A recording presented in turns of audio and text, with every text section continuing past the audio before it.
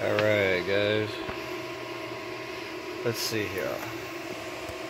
Put the glue on. See if I can get it focused here. There we go. Waiting on it to dry all the way. It's almost dry. For the most part it is.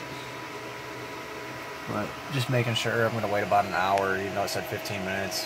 Pull my shims out and get a video of her slamming out. I think I want to put a little bit on this bottom one over here too.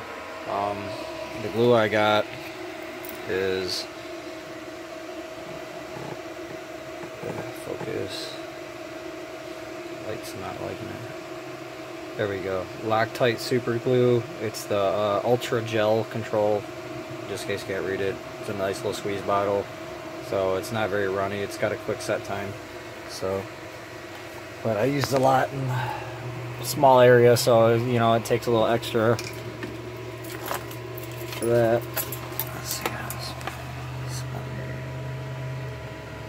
Yeah, see it's still a little wet, so I'll wait a little while and let it cure up before I start slamming away on it again. Hopefully this stuff holds up. I think it might.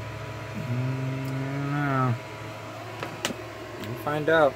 So, be back soon.